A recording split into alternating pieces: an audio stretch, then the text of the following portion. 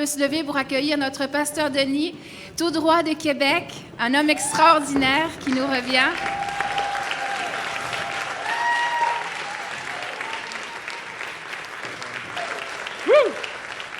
Amen.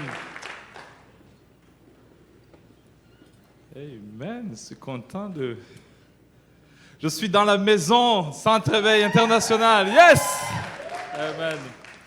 Alors, je vous salue. Ça fait 3-4 semaines qu'on est installé à la belle ville de Québec.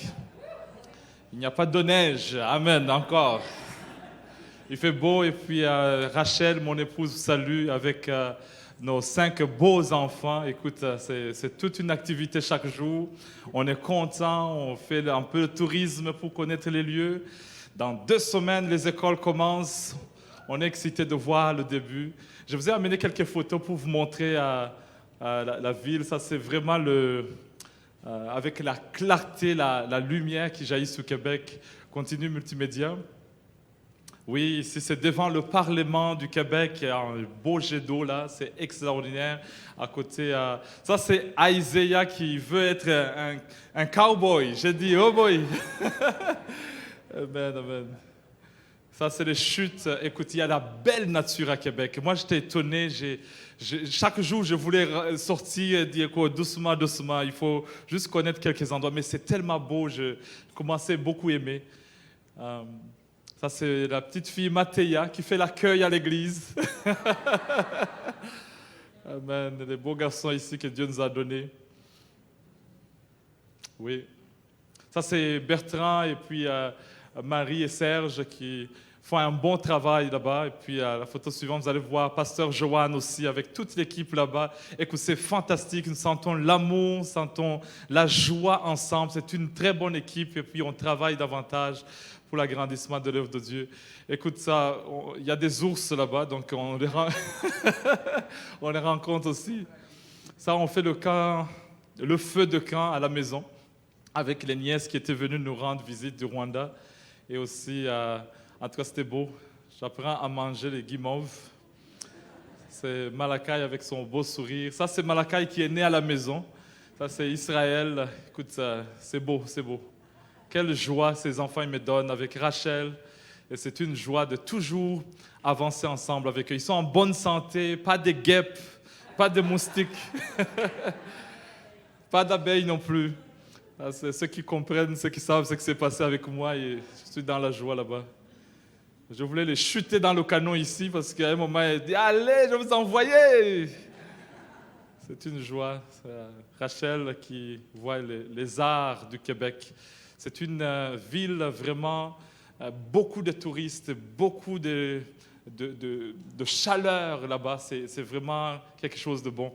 Et je remercie aussi toute l'équipe du Centre Éveil qui prie pour nous afin qu'on puisse avoir une bonne intégration, une bonne continuité. Ça, c'est à l'église, une jeune fille qui chantait. Elle vient de la Colombie. Elle a appris le français. Et puis, elle nous faisait un spécial un dimanche pour rendre gloire à Dieu. Et voilà notre église au Grand Times Hotel. C'est vraiment, ça grandit chaque dimanche. On voit la main de Dieu. Pasteur Joanne et Bertrand, ils font un bon travail. Et puis, nous sommes situés derrière les galeries de la capitale. Si vous avez des gens à Québec, donnez-leur l'adresse, qu'on puisse davantage grandir et bénir le nom du Seigneur. Amen, amen. Écoute, je voulais vous amener là-bas tous ensemble, mais on va s'arrêter par là avec les belles photos. Amen.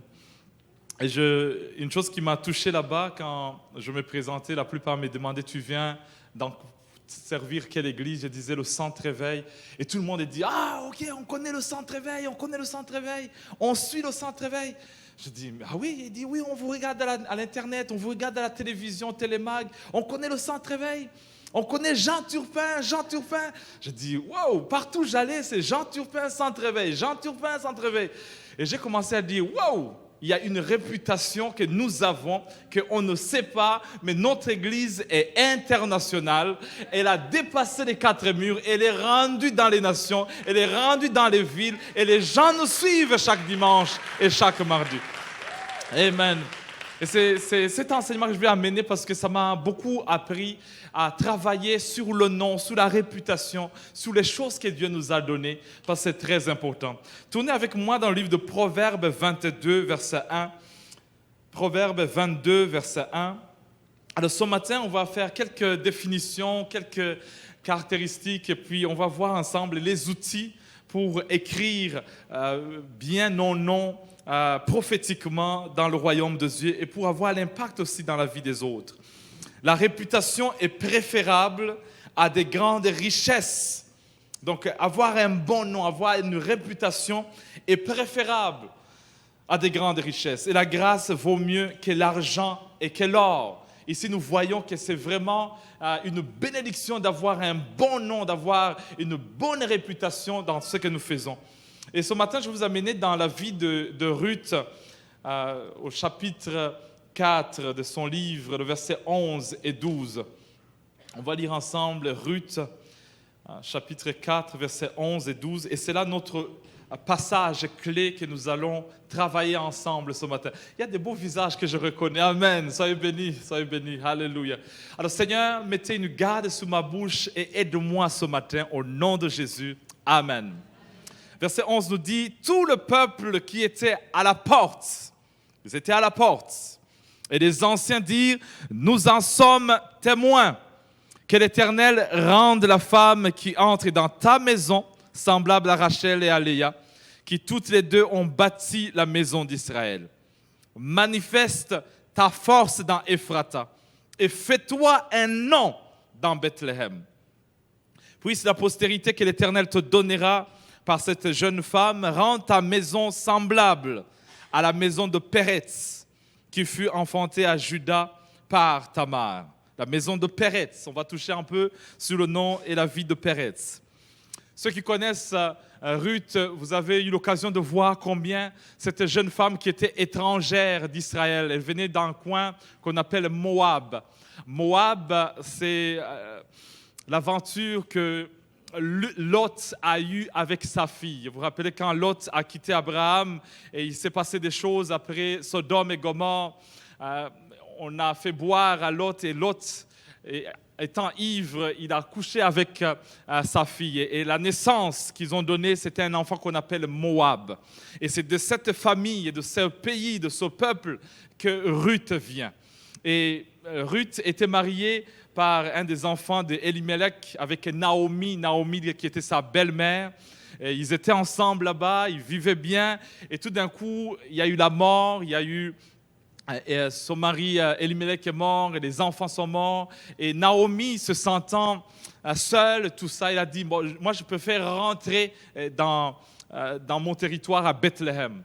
Et puis la belle-fille qui était Ruth, elle va décider de rester avec Naomi. Elle dit, ton peuple sera mon peuple, ton pays sera mon pays, ton Dieu sera mon Dieu. Là où tu mourras, je mourrai et que j'y sois enterré. Que Dieu me juge dans sa vie rigueur, si rien d'autre que la mort ne vienne me séparer de toi. Alors, elle avait cette foi qu'en s'alliant avec Naomi, Dieu va la bénir. Et ils sont arrivés dans le pays de Bethléem, dans la ville de Bethléem en Israël, et en allant plus vite, il va trouver un bon homme qui s'appelle Boaz, qui était un homme, chapitre 2 nous dit, un homme puissant et riche.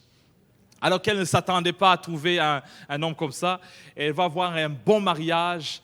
Et je ne sais pas si à la réception, mais dans le bon moment du mariage, les gens qui gardaient la porte de la ville, les gens qui veillaient à ce que les gens qui entrent, ils ont dit, écoute, et les anciens qui ont vécu là des années leur regardent et disent, Ruth, tu es la bienvenue. Mais on veut te dire une chose, manifeste ta force dans Ephrata et fais-toi un nom ici à Bethléem. Et elle entre dans cette ville avec cet encouragement, fais-toi un nom, fais-toi un nom. Tu as un passé, tu viens de quelque part, tu as une certaine réputation, mais on prie et on déclare que tu fasses un nouveau nom, un nom que tout le monde va te reconnaître. Alors, c'est ainsi qu'elle va entrer dans cette ville et nous allons voir sa vie ensemble. Mais je vous amène dans quelques définitions sur les composantes d'un nom. Qu'est-ce qui compose un nom? La première chose que je trouve quand on dit un nom, c'est le caractère. C'est quelque chose qui est permanent, qui est fixé, un nom. Il dit, c'est le caractère. La deuxième chose qu'on parle, quand on parle d'un nom, c'est l'image que ça donne. C'est l'image que ça donne. Quel est ton nom? Quel est le nom que tu représentes? Il y a des gens qui soignent l'image. Je regarde sur Facebook, écoute, tout le monde est beau, tout le monde est wonderful, est magnifique. Quand tu le regardes, tu dis, wow, ils soignent l'image. Il y a même des entreprises qui peuvent t'aider à soigner ton image. On le voit pendant les élections, quelqu'un qui vient de nulle part et tout d'un coup il devient candidat et derrière lui il y a une machine électorale, une machine des hommes et des femmes qui veulent soigner son image. Peu importe les erreurs du passé, ils vont soigner ton image. On oublie le caractère mais on soigne ton image. Et la dernière chose, c'est la réputation. La réputation, ici, je veux parler sur l'opinion publique. C'est que les gens pensent de toi. Ne soigne pas seulement la réputation ou l'image, mais travaille aussi ton caractère. Oh, je n'entends pas des amens. Il y a des gens qui peuvent avoir une bonne réputation, qui peuvent avoir une belle image, mais quand tu entres dans leur vie, wow, le caractère est par terre. Il y en a des entreprises, quand tu entends leur nom, quand tu vois leur image, c'est extraordinaire. Mais quand tu entres dans le service, là tu vois la réalité. Ils sont beaux dehors, ils ont une belle enseigne à l'entrée. Ici, nous sommes ouverts 24 heures sur 7. Mais quand tu arrives, c'est fermé. La réputation et l'image est bonne, mais le caractère manque. Il y a quelque chose qui manque. Ici, on offre ça. On était parti manger quelque part. Sur le menu, c'était bien écrit. L'image est soignée. Il y a des belles photos. Il y a des belles choses. Et je dis, j'aimerais commander ça. Oh, ça, on ne fait pas ça aujourd'hui. OK, j'aimerais commander ça. Oh, ici, ça, on ne fait pas. J'ai dit, mais l'image est belle. Mais ça ne répond pas à votre caractère, votre réputation. Vous êtes en train de nuire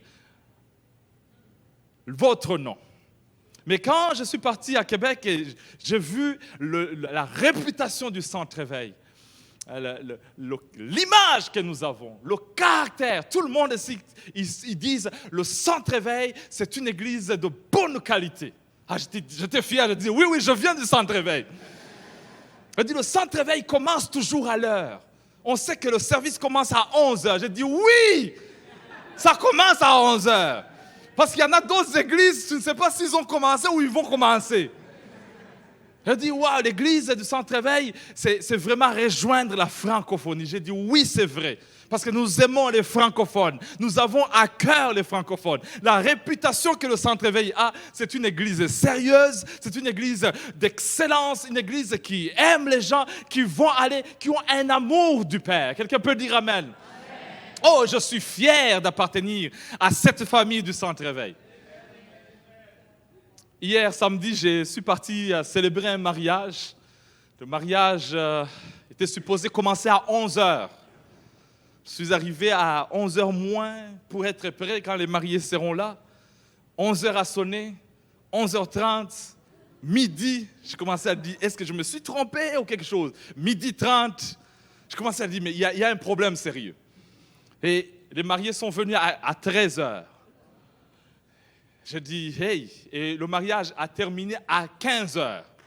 J'ai dit, écoute, l'image est bonne, mais la réputation que vous êtes en train de bâtir ne tient pas debout. Je ne reviendrai plus jamais, parce que ce n'est pas sérieux. C'est pas sérieux. Nous devons bâtir non seulement notre nom, mais le caractère, l'image et la réputation. Quelqu'un peut dire amen? Est-ce qu'il y a quelqu'un qui est dans la salle? Parce qu'elle vient, Ruth, dans cette belle ville qui s'appelle Bethléem. Bethléem a une image. C'est une petite ville dans Juda. mais elle a la réputation que c'est elle qui va donner naissance au Messie. On dit, Ruth, tu viens ici, et ici nous avons la réputation que nous sommes la ville choisie de Dieu. Et Bethléem veut dire la maison du pain. Ici, on ne manque pas du pain. Il y a des saisons, il y a des moments, mais ici, c'est la maison du pain. Nous avons cette réputation. Entre ici et fais-toi un nom. Fais-toi un nom. N'amène pas une mauvaise excellence, n'amène pas une mauvaise standing, parce qu'ici, nous avons déjà quelque chose qui est bâti. Et sois fier où tu es. Quelqu'un peut dire Amen. Aidez-moi à prêcher ce matin. Dis Amen. Amen. Les caractéristiques d'un bon nom. La première chose, un bon nom est authentique. Il est réel. On dit, Ruth, sois réel, sois toi-même, sois authentique. Travaille ton caractère, travaille ta réputation. Il dit, nous savons d'où tu viens, mais sois toi-même. Quand tu vas travailler dans telle entreprise, sois toi-même. Quand tu vas appliquer dans un travail, sois authentique, sois Ruth, sois toi-même. Travaille ton caractère, travaille ton image et entre et fais un boulot, un travail extraordinaire. La deuxième caractéristique que je trouve d'un bon nom, c'est que le bon nom, il est digne. Il est digne, il a du poids, il a de la substance. Ça pèse, un bon nom, ça pèse. Quand je grandissais, je jouais au basketball. Je témoignais au premier service. Je suis parti à un coin acheter des chaussures de basket qui montent en haut. Et le nom qui m'est venu et que j'ai vu, c'était Adidas. J'ai dit, wow, ça a une bonne réputation. Ça a une belle image. Et je veux l'acheter. Je suis parti vite, j'ai acheté, je suis parti jouer. Et pendant le jeu, j'ai glissé. Et en glissant, le bas du pied, le talon est resté en arrière. J'ai dit, il y a un problème sérieux. Parce que Adidas a une bonne réputation. Mais qu'est-ce qui m'arrive? Alors j'avais les chaussettes et ça commence à dire, mais qu'est-ce qui se passe? Je regarde en arrière. Alors je suis parti voir, ce n'était pas Adidas, c'était Abibas.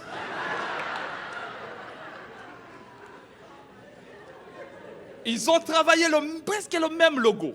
Et de loin, ça paraît comme Adidas. Mais c'est Abibas. Ça manque la substance. Ce n'est pas fort, Abibas. Je n'achèterai plus Abibas. D'ailleurs, maintenant, pour acheter, je regarde d'abord si le logo est le vrai. Parce qu'on peut truquer des choses. Il y a des gens qui achètent Nike, mais c'est Nike. Il y a des noms, tu regardes et dis, mon Dieu, ce n'est pas le vrai nom. Est-ce qu'il y a quelqu'un qui me comprend? La troisième chose, c'est la constance. La constance. Durant les saisons, durant les temps. Consistance, constance en bon français. J'ai écrit en anglais, consistance. Constance. Durant les saisons, on a besoin des hommes et des femmes qui sont là en hiver, qui sont là pendant l'été, qui sont là au printemps. Ils sont là durant les moments de crise, ils sont là dans les bons moments. Ils ont un nom. Tu cites le nom d'hôtel et dis oui, elle est sérieuse. Elle est là. Constance. On a besoin des hommes comme ça. Dans les phases de la vie, que tu as 20 ans, 30 ans, 40 ans, 50 ans, 60 ans, mais l'homme est toujours constant. Il ne change pas. Est-ce qu'il y a quelqu'un qui me dit Amen? Parce que les femmes peuvent changer. Mais on a besoin des hommes qui sont constants. Oh, les femmes vont me tuer aujourd'hui.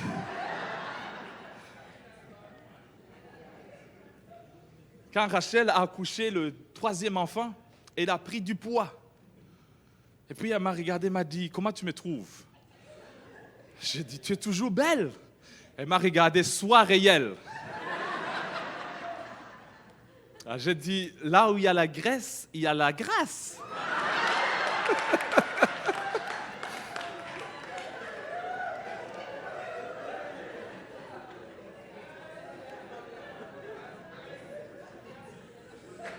Je dois tirer attention.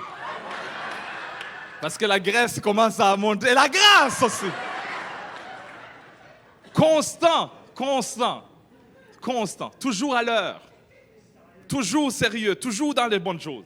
La quatrième chose, c'est la confiance. On a confiance Quand on dit ton nom, il dit oui, on peut compter sur elle, on peut compter sur lui. On peut faire un business avec la personne.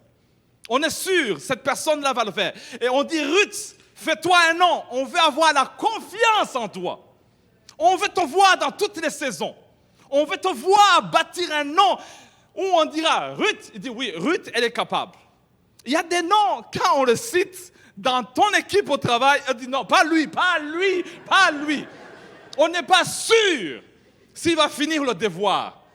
Il y a des noms à l'université, des fois on travaillait en équipe, et on a un frère ou une sœur, elle finit jamais ses devoirs. Et puis il y a des fois, il faut faire la présentation en équipe. Et tu sais que quand c'est son tour, elle n'a rien fait.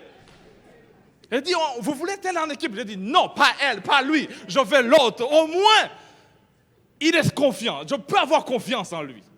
Il y a des gens dans la vie, on veut que, écoute, fais-toi un nom, fais-toi un nom. Fais-toi un nom. Il y a des choses qui me passent dans la tête quand je pense. Il y a des avions que je ne veux pas prendre. Il y a des avions qui sont toujours en retard, qui changent toujours les choses à la dernière minute. Et vous savez, quand tu prends des vols de longue distance, tu as déjà la pression dans la tête, tu as déjà la pression dans le cœur, tu sais. Et puis tu arrives là-bas, il dit, l'avion a été annulé. Mais pourquoi vous ne m'avez pas dit ça? Et tu reviens l'année qui suit, l'avion a été annulé. Et après, l'année, il dit, je n'ai plus confiance en vous. Je préfère prendre Air Burundi. Alléluia. Avoir la confiance. Et c'est ça que Ruth va travailler. Mais regarde au verset 12, on dit que ton nom soit comme Péretz. Péretz. Que ta maison soit comme celle de Péretz, qui a été enfantée de Judas sur Tamar. Je me rappelle quand on avait étudié la vie de Péretz. Péretz, c'est quand Tamar, cette femme, était enceinte. Elle donne naissance au moment d'accouchement. Un enfant est sorti, il est sorti avec la main d'abord. Et puis l'infirmière qui était là, la sage-femme, elle a pris un petit ruban, elle l'a mis sur la main, et tout d'un coup, l'enfant a repris la main. Et la femme qui était là, elle dit, qu'est-ce qui se passe? Et puis, tout d'un coup, il y a un autre enfant qui est sorti, et l'enfant n'avait pas on va appeler, d'où es-tu venu par surprise? Tu as fait une brèche, et cet enfant, on va l'appeler Péretz. Et on voit l'autre qui sort le dernier avec toujours le ruban rouge. Et j'ai regardé, je dis, Seigneur, qu'est-ce qui se passe ici? Parce qu'il y a des gens, au moment de la sortie, au moment de la vie, il y a des gens qui sortent toujours les premiers. On leur donne même des rubans rouges, des certificats de reconnaissance. On te regarde à l'école primaire et dit, waouh, celui-ci va aller loin. À l'école secondaire, waouh. À l'université, waouh. Mais avec les années, malgré les reconnaissances, on ne les voit plus. Mais il y en a d'autres qu'on ne s'attendait même pas, qui sortent de nulle part et viennent. Des Péretz. Des Péretz commencent toujours les derniers, mais finissent toujours à être les premiers. Et dit, Ruth, tu es venue comme Péretz. On ne s'attendait pas à toi. D'ailleurs, ta réputation est mauvaise. D'ailleurs, la manière dont tu es venu, on ne te connaît pas. Tu es la veuve.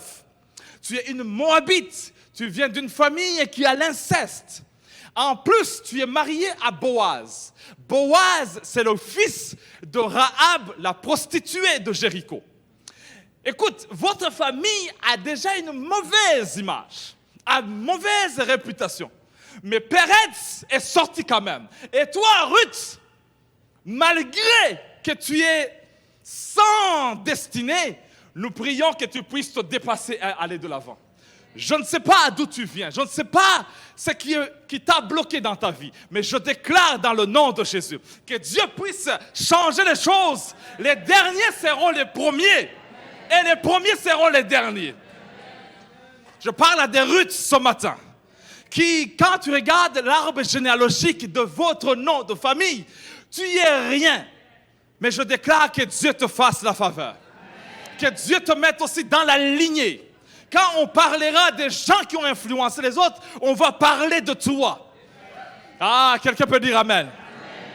Il y a des Ruth qui viennent de nulle part, des Ruth qui commencent derrière, comme Péretz, mais qui n'abandonnent pas. Il dit, écoute, mon frère a bloqué avec sa main. Il y a la main qui me bloque, mais je n'abandonne pas, je veux sortir. Il essaye de tricher, parce qu'un enfant ne commence par les mains, l'enfant sort par la tête. Celui-ci, il veut tricher, mais je veux persévérer, jusqu'à ce que moi aussi je sors. Il y a des choses qui veulent te bloquer. Il y a des choses qui veulent tricher de toi. Mais n'abandonne pas. Persévère. Persévère. La porte est fermée, mais persévère. Il y a des choses qui sont bloquées, mais mets ta tête. N'abandonne pas. Prie le Seigneur et dis, fais changer mon nom au nom de Jésus. Mon nom est prophétique. Mon nom est prophétique. Ton nom est prophétique. Il dit, Seigneur, ma tête est bloquée. Je n'arrive pas à m'en sortir. C'est la source, c'est l'intelligence, c'est la capacité, mais elle est bloquée. Je n'arrive plus à avoir des idées stratégiques, mais je n'abandonne pas. Est-ce qu'il y a des Ruth ici? Quand tu regardes ta vue et ta manière de voir les choses, c'est vraiment flou. Et tu dis, Seigneur, où est-ce que je vais m'en tirer? Je suis veuve, sans enfant, sans avenir, étrangère. Ça ne va pas. Mais tu es à la bonne place. Tu es à Bethléem. Quelqu'un peut dire à Bethléem? Bethléem, il y a une étoile qui va se lever sur Bethléem. Je déclare que dans ce lieu, il y aura des étoiles. Il y a des étoiles qui vont se lever ici, au Centre Éveil International. Dieu va changer la réputation. Je regarde Josué et Lola. Je dis, hé, mon frère, je te connais, hein? Parce que maintenant, c'est rien, mais bientôt ton nom sera connu. Je suis ton ami, n'est-ce pas? Il y a des noms, écoute, on les travaille, on donne le caractère, l'image, la réputation, parce qu'ils vont aller loin. Bethléem, ça produit, c'est Ephrata, c'est fécond. Tu es à la bonne place. Est-ce que je parle des Ruth ce matin? Est-ce qu'il y a des gens, tu traverses des moments, tu dis, Seigneur, je ne sais pas si je veux m'en sortir. Je ne sais pas si je veux aller loin. Je regarde, mon mari est mort, ma femme est morte, il y a des choses qui ne vont pas. Mais je déclare que mon avenir est en toi. Je suis prophétique. Personne ne me connaît maintenant, rien ne marche maintenant. Mais je crois que dans l'avenir, les choses vont changer. Ma destinée est cachée, mon passé est bizarre, mon présent ça ne va pas. Mais mon futur, Seigneur, c'est toi seul qui le connais. Les hommes jugent le passé, les hommes regardent le présent, mais ils ne savent pas l'avenir. Acclamez pour le Seigneur.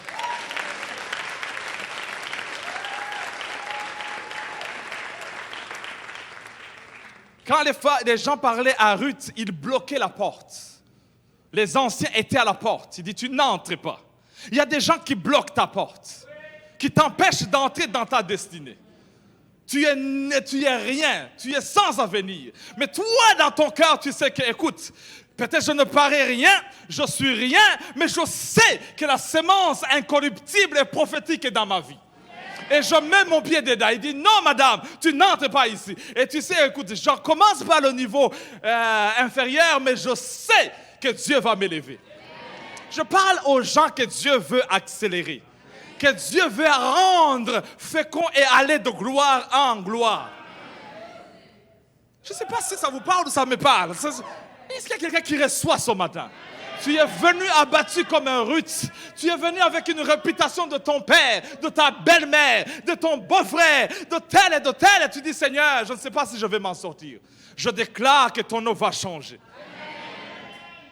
Si aujourd'hui on parle de Jean Turpin, qui était l'alcoolique, le drogué, et aujourd'hui on dit c'est Jean Turpin, l'international, l'évangéliste, l'apôtre. Hey, Dieu change les choses. Je regarde Pasteur Mathieu et Jean-Claude en train de marcher sur Abidjan. C'est comme les security guards. Je les regarde et dis, Dieu a changé leur destinée. Ils n'étaient pas comme ça auparavant.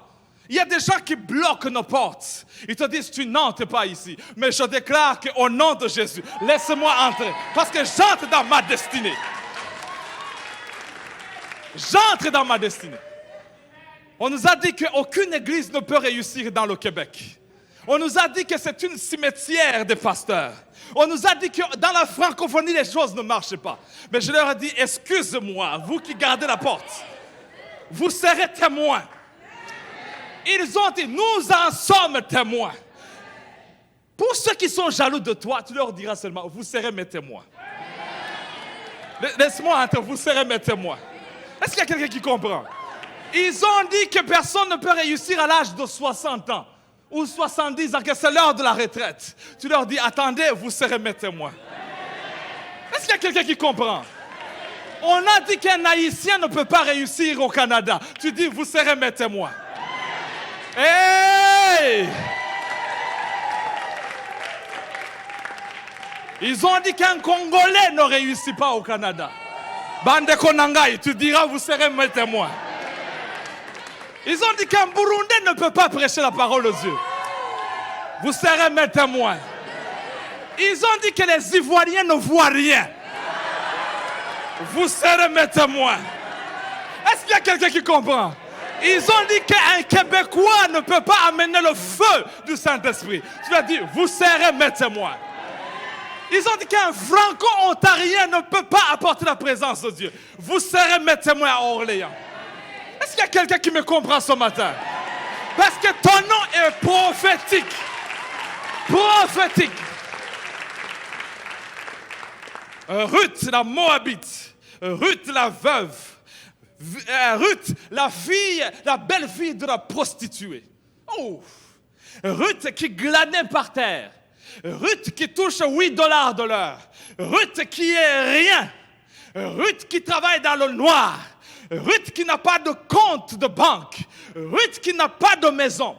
Ruth qui ne s'habille pas très bien. Ruth qui a une seule chaussure.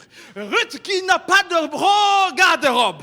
Ruth qui n'a pas de voiture. Ruth qui n'a rien. Mais les choses vont changer. Elle n'a pas de connexion, elle n'a personne, mais l'Éternel est à lui. Elle a demandé à sa belle-mère, Rahab, comment tu as changé ta destinée? Elle a dit, j'ai caché les espions et j'ai eu la faveur de Dieu. Et je le fais par la foi. C'est pourquoi Hébreux 11, on dit, c'est par la foi que Rahab, la prostituée, cacha les espions. Et Dieu l'a pris.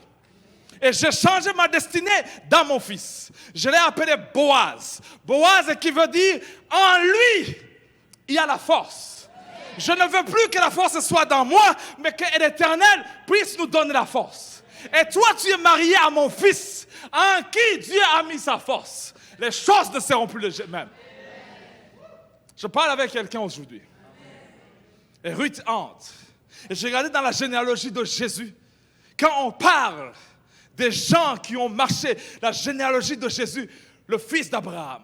On commence par les patriarches. On va dire que tout le monde va passer ici devant. On veut voir d'où est venu l'arbre généalogique de Jésus. Les noms de ceux qui ont précédé Jésus. On commence par Abraham. Et voilà le patriarche vient.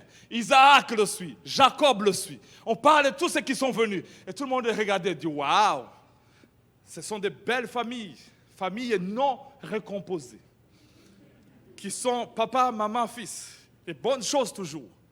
Mais tout d'un coup, on voit la prostituée Rahab qui vient. Les choses commencent à se gâter. Mais Dieu fait la grâce. Et tout d'un coup, on arrive sur Boaz, qui va engendrer un fils. Et on précise très bien, Boaz épousa Ruth, la Moabite. Et je vois Ruth qui vient de nulle part. Même les anciens qui gardaient la porte, ils l'ont regardé et dit, wow, c'est elle. C'est elle qu'on a vue entrer. Il dit oui. Elle a eu qui? Elle a eu un enfant qui a donné Jessie. Et Jessie, on dit, c'est le père du roi David. Donc, Ruth, c'est la grande-mère, l'arrière-grande-mère du roi David. Wouh! Écoute, j'espère qu'elle était vivante quand David, on l'a couronné le roi. Les gens qui ne disaient rien, et tout d'un coup, ils voient des trompettes, des tapis rouges qui commencent à entrer. Le roi David entre avec son arrière-grande-mère. C'est qui? C'est Ruth. Mais qui Ruth? La Moabite. Non, c'est pas possible. Vous mentez. Non, c'est vrai. Regarde comment elle est. C'est comme Élisabeth la reine.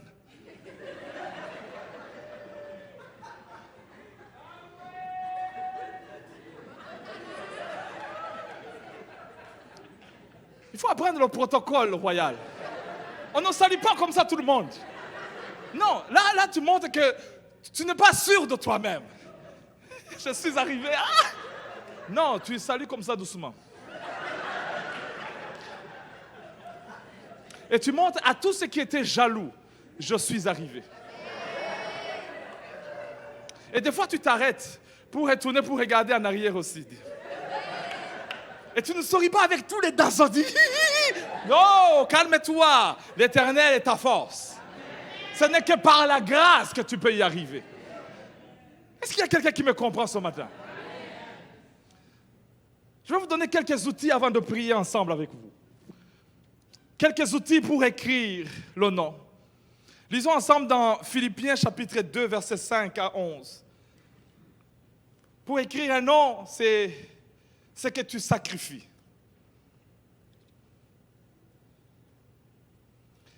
Philippiens 2, verset 5, qui nous dit « Ayez en vous les sentiments qui étaient en Jésus-Christ. Existant en forme de Dieu, il n'a point regardé son égalité avec Dieu comme une proie à arracher, mais il s'est dépouillé lui-même, en prenant une forme de serviteur, en devenant semblable aux hommes, et il a paru comme un vrai homme. Il s'est humilié lui-même, se rendant obéissant jusqu'à la mort, même jusqu'à la mort de la croix.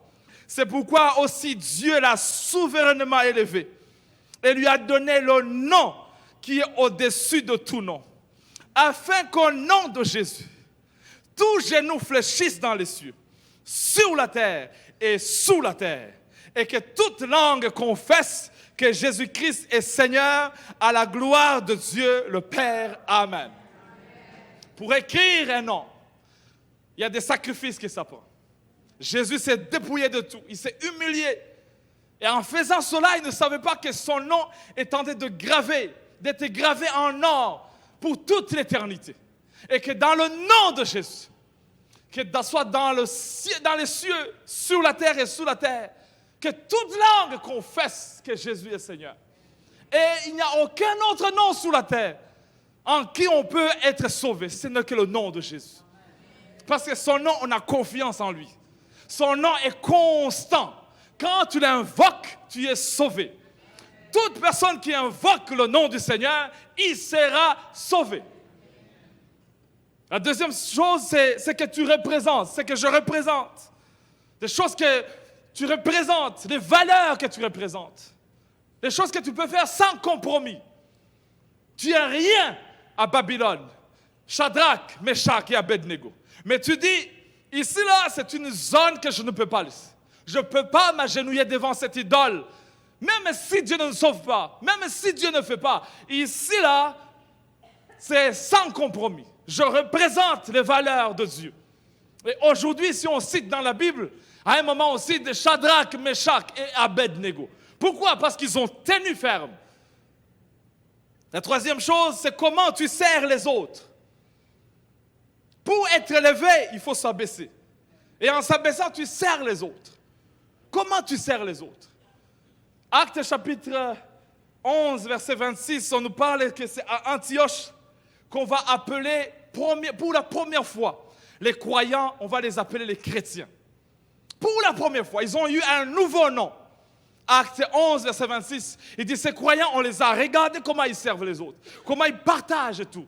Il n'y a pas de pauvres, tout le monde s'entraide. Et grâce à cela, ils ont dit, on vous donne un nouveau nom. Vous êtes des chrétiens, des petits Christ, des petits oints de l'Éternel. Vous êtes des oints de Dieu. La manière tu sers, la manière tu travailles, la manière tu sers les autres, on va t'appeler un nom. On va t'élever parce qu'on a vu la soumission, le service dans les choses. Est-ce qu'il y a quelqu'un qui comprend? Beaucoup de gens veulent l'élévation, mais ils oublient qu'avant d'être élevé, il faut servir. On veut te voir prendre les gants et travailler. Servir, travailler. La dernière chose, c'est comment les autres te voient. Parce que les actions parlent plus que les paroles. Talk is cheap. Parlez. Oh, moi je suis capable, je suis capable. Non, fais-le, montrez-nous. Et quand les gens vont te regarder, nous te regardons, on te regarde. On te regarde, les gens de ton quartier te regardent. Les gens de la ville te regardent. Les gens te regardent. Même le chauffeur de l'autobus, quand tu montes dans aussi transport, il te regarde. Il regarde tes yeux, il regarde ton comportement. Il regarde comment tu dis merci. Même quand tu sens la colère monter, tu dis non, merci, merci, c'est beau. Quelqu'un te bouscule, tu dis, c'est bon, je te pardonne. Les gens te regardent, l'opinion compte aussi. Et en faisant cela, il dit, non, non, lui est différent, elle est différente. Il dit, dans Proverbe 31, on dit que une femme qui loue l'Éternel, une femme qui craint l'Éternel sera louée. Sera louée. Les hommes, on regarde aussi les femmes. Et les femmes qui craignent l'Éternel, c'est elle qui sera avec une bonne réputation. Ne sois pas la femme de tout le monde. Mais avec la crainte de Dieu, les gens te regardent et disent, oui, elle quand même, elle a quelque chose de beau. Quand j'ai croisé Rachel, elle avait une petite fille, qui s'appelle Shenoa. Elle n'avait que 5 ans. Et dans notre culture, avoir un enfant avant le mariage, c'est compliqué. C'est compliqué, la réputation change, l'image change. On pense que tu as un mauvais caractère, tout ça. Et puis, Rachel, écoute, elle était à l'université. Si elle a fait l'université d'Ottawa, je pense qu'elle a fait pendant 10 ans. Parce que des fois, elle travaillait, elle faisait part-time ceci et cela. Et puis, à un moment, elle était fatiguée. Elle était rendue, je pense, à la 2e année de l'université. Et puis, elle a décidé de commencer à dire, Seigneur, change ma vie. Elle a commencé à jeûner, à prier. Elle allait au Tim Hortons, elle allait à Starbucks pour acheter un café. Elle jeûnait toute la journée, elle mangeait le soir. Quand elle a commencé cela, elle ne savait pas quand ça allait finir. Mais elle a dit à Dieu, je veux le faire jusqu'à ce que je trouve un homme de ma vie. Je ne veux plus jouer, je ne veux plus faire ceci, mais j'aimerais que tu me bénisses. Moi, je n'étais pas au Canada. J'étais quelque part en Europe, en train de faire mes études, de faire ma vie. Au même moment que Rachel ici commence à jeûner, au même moment là-bas, moi, je commence à manquer la paix. Je dois me marier, je dois me marier. Je dois me marier. J'appelle mes frères et dis, je dois me marier. Dit, est-ce qu'il n'y a pas de filles là-bas? Elle dit, écoute, je ne sais pas, mais je sens que je dois me marier. Commencer à chercher, j'ai fouillé. Je dis, il y a des chansons, quand je les chantais à l'église, je dis, je cherche, mais en même temps, je cherche. Attention avec les chansons que nous chantons. Je fouillais pour regarder qui je peux marier. Et dans les fouilles, j'ai fouillé sur l'Internet. Il y avait un site Internet qui s'appelait Burundi for Jesus. J'ai cliqué dessus, j'ai dit, oh, Burundi for Jesus. Je commence à voir Burundi, parce que je viens natif du Burundi. Et tout d'un coup, il y avait une section qu'on appelle les poèmes. Je clique poème, j'aime les lettres, j'aime le poème. Je clique, je vois un bon poème en anglais. Et en bas, il y avait une photo. Et la photo, c'était Rachel. Hey! Oh! Chaque fois que je visitais le site, je revenais sur le poème. Je pouvais visiter RFI, Jeune Afrique, tous les Google que vous voulez. Mais à la fin... et je connaissais Rachel parce que dans le passé, on était à la même école. Je disais, oh, elle est belle cette fille. J'ai appelé mon frère Jean-Claude qui était à Montréal et dit, Rachel est où? On l'appelle Poupine. Elle est où? Elle dit, elle est à Ottawa. Donne-moi son numéro. Alors, pour rendre l'histoire courte, vous allez avoir la deuxième partie la prochaine fois que vous m'invitez. J'ai appelé la première fois. Bonjour Rachel, comment ça va? Et, écoute, comment ça? Elle dit, le lendemain, j'ai rappelé encore. 3e jour, j'ai appelé encore. Et, écoute, quand tu es un pasteur et que tu appelles la même fille 3 fois, écoute, il faut être sincère. J'ai dit, écoute, je dis, Rachel, je voulais te dire quelque chose. Et je pense que dans son cœur, elle savait. Elle dit, je suis intéressé en toi. Elle dit, mais je ne te connais pas. Hein? Je dis, je viens, je prends l'avion, je viens. Elle pensait que c'était la blague. J'ai pris l'avion, je suis venu à Ottawa. Et là, je l'ai vu, je l'ai salué, tout ça. Quelques mois après, je l'ai proposé. J'ai dit, that's it, that's all. J'ai fouillé, cherché, tourné. Mais je te prends. Elle m'a dit, mais tu sais, j'ai une petite fille. J'ai dit, elle a besoin d'un père, non? Et moi, j'ai un père de Dieu, un cœur de Dieu. J'ai commencé à être poète aussi, hein? Si je parlais à une poète, il faut que je sois poétique aussi. J'ai dit, j'ai le cœur d'un père, donc je vais être le père de Chinois. Et finalement, on s'est mariés le 30 décembre. Je ne sais pas pourquoi, mais il faisait froid, je vous garantis. Mais vous savez, quand le temps de Dieu a sonné, peu importe les saisons, peu importe la neige, peu importe la chaleur ou le froid, quand c'est le temps de Dieu, c'est le temps de Dieu. Et Rachel, le jour du mariage, oh my goodness, allez sur ma page Facebook, Denis Nchouti, vous allez voir sa belle photo. Elle était belle. J'ai failli m'évanouir. Quand ils ont dit, Denis, tu peux embrasser ta mariée, j'ai dit non. J'ai dit, il y a trop d'électricité. Trop d'électricité. Ça va être 6600 volts. Mais aujourd'hui, Rachel, on a 5 enfants. Donc Chinois aussi inclus, c'est 5 enfants. On a une belle famille. Les enfants, on s'est aimés. Quelques années plus tard, j'ai parlé avec mes enfants de toute l'arbre généalogique. J'ai présenté Chinois, j'ai montré tout ça. Il fallait être sincère. Les enfants l'ont embrassé et les racines sont solides. La réputation a changé. L'image a changé. Le caractère a changé. Peu importe ce que tu traverses, ton nom peut changer aussi. Et tu es prophétique parce qu'en toi, il y a une sémence de Dieu. Aujourd'hui, Rachel, quand je la regarde, elle est maman pasteur. Elle chante, elle loue le Seigneur, elle prie. Quand on est à table, elle dit, prie, Rachel, prie. J'aime t'entendre prier.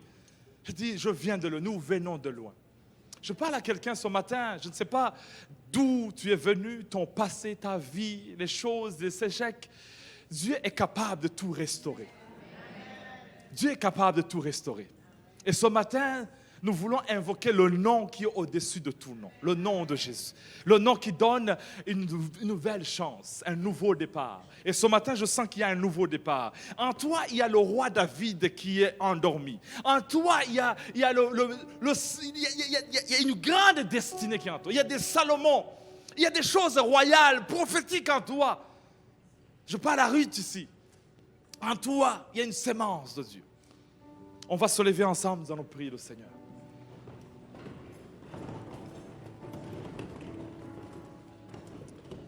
On va fermer les yeux et avant de donner l'opportunité de prier pour les uns les autres, tu as entendu cette parole, peut-être tu dis c'est la tienne. Tu es ici, tu n'as jamais reçu cet homme de Jésus. Et je te donne cette opportunité. Si tu veux accepter Jésus dans ta vie, lève ta main, je vais prier avec toi. Amen. Acclamons ensemble, je vois des mains ici. Oui, levez très fort, oui. Amen. Amen. Est-ce qu'il y a quelqu'un d'autre qui veut accepter Jésus dans sa vie? Dans sa vie. Tu dis, écoute, j'ai tout essayé, j'ai tout regardé. Amen. Je vais inviter ceux qui ont levé les mains. Venez ici devant, je vais prier avec vous. Je crois qu'il y a une destinée en vous. Venez, oui. Le jeune homme aussi. Viens. Amen.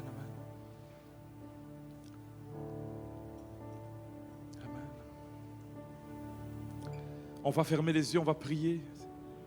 La personne que tu tiens la main, juste prends la main comme ça. Peut-être c'est une Ruth. Peut-être sa vie n'a aucune valeur présentement. Quand tu te regardes, peut-être à la radio, tu dis je suis rien, je suis nul, sans avenir, sans destinée. Mais je déclare à toi qu'il y a des choses qui sont cachées. Il y a le roi David en toi, il y a le roi Salomon en toi, il y a des rois. Il y a des choses royales en toi que le diable essaie d'enfouir. Au nom de Jésus. La main que tu prends, tu vas prier pour lui. Tu vas dire, Seigneur, je bénis cette personne que je prends la main. Je déclare que sa destinée n'est plus la même. Au nom de Jésus. Élevons ensemble nos voix et prions. Au nom de Jésus. Au nom de Jésus de Nazareth. Au nom de Jésus. Prions ensemble, Seigneur. Déclare la grâce, déclare la gloire. La personne que tu tiens la main dit au nom de Jésus. Je déclare un nouveau départ, une nouvelle grâce. Change mon nom, Seigneur. Change ma réputation. Change mon image. Change mon caractère. Change ma vie, Seigneur. J'ai besoin de toi. J'ai besoin de toi ce dimanche, Seigneur. J'ai besoin d'écrire un nouveau départ, un nouveau changement dans ma vie. Au nom de Jésus. Au nom de Jésus. Seigneur, ma destinée est cachée. Ma destinée est cachée. Mais Seigneur, je déclare les choses qui sont enfouies en moi, les choses qui dorment ferment en moi, les choses qui sont cachées en moi, je le déclare de prendre vie. De prendre vie. Au nom de Jésus, je déclare une accélération, une élévation, une grâce, une promotion, une faveur, un mariage, un travail. Au nom de Jésus. Oh, Koriagasi, Kariagashi, Kaman, Iragasi.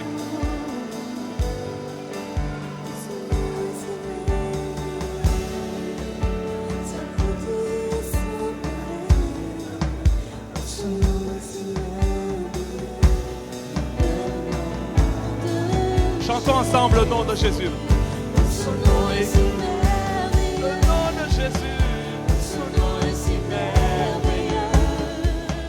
Le nom de Jésus. Oh, Sikariagasi, Kamaragasi, Kamaragasi, Kamaragasi. Oh, Seigneur, ce matin, nous voulons te voir.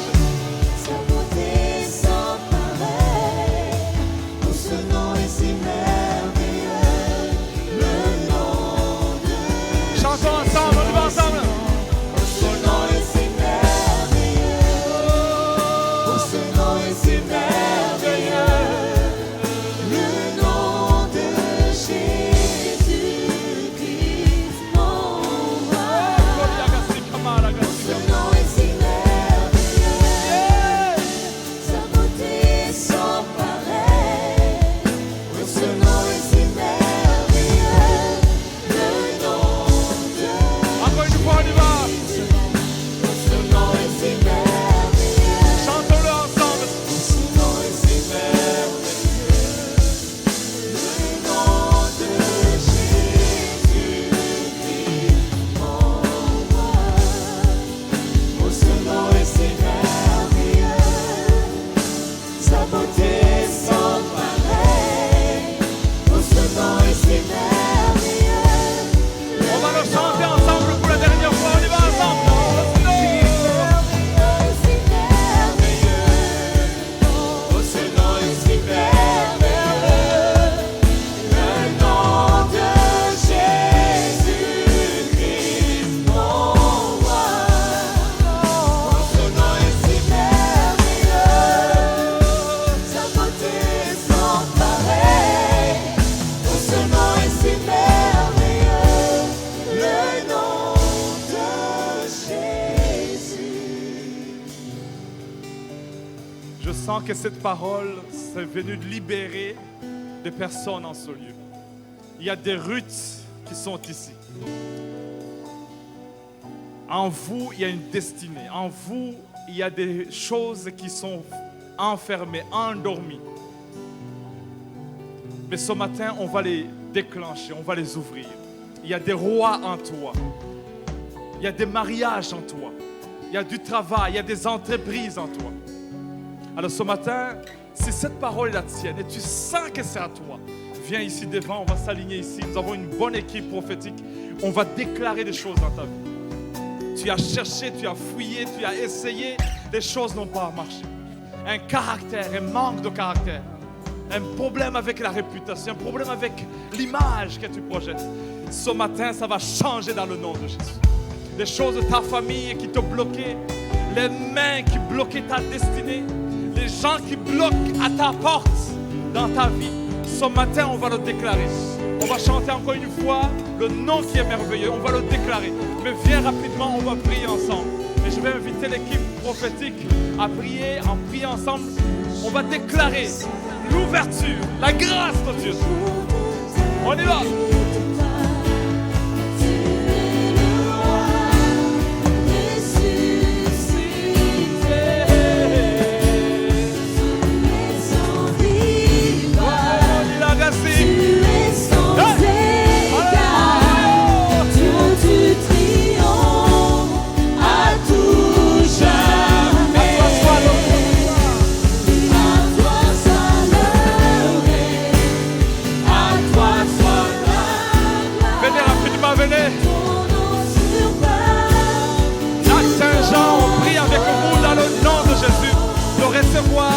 Québec restera dans le nom de Jésus. Sur l'internet, recevez la grâce de Dieu. Au nom de Jésus.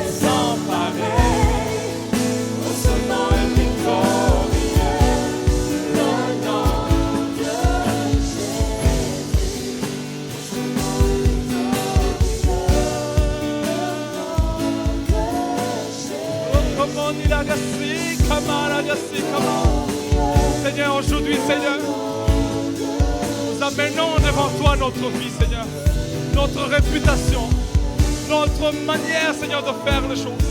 Aujourd'hui, on veut, Seigneur, écrire un nouveau nom, un nouveau départ, un nouveau commencement, au nom de Jésus. Et tu as dit, quiconque invoquera le nom du Seigneur, il sera sauvé. Seigneur, sauve chacun de nous. On déclare le nom de Jésus sous la vie, sous tes entreprises.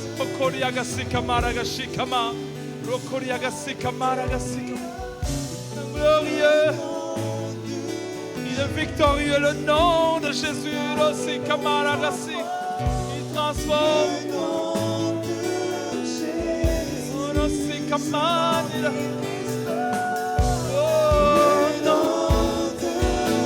Chantons ensemble le nom de Jésus. Le nom de Jésus. Seigneur mon Dieu, mon roi, je te prie dans le nom de Jésus. Seigneur, dans notre famille, dans notre couple, écris un nouveau départ. Un nouveau départ. Un nouveau départ. Un nouveau départ. Un nouveau départ dans les entreprises. Au nom de Jésus, sur le corps. Là où il y avait la maladie, écris un nouveau départ, une guérison. Dans le nom de Jésus. Le nom de Jésus. Le nom de Jésus. Oh Jésus, le roi. On déclare le feu du Saint-Esprit, le feu du Saint-Esprit. La grâce de Jésus. Le nom de Jésus. Alléluia, alléluia. Ceux qui sont dans les places, levez les mains, on va prier ensemble avec vous. Au nom de Jésus, à la radio, recevez votre grâce au nom de Jésus.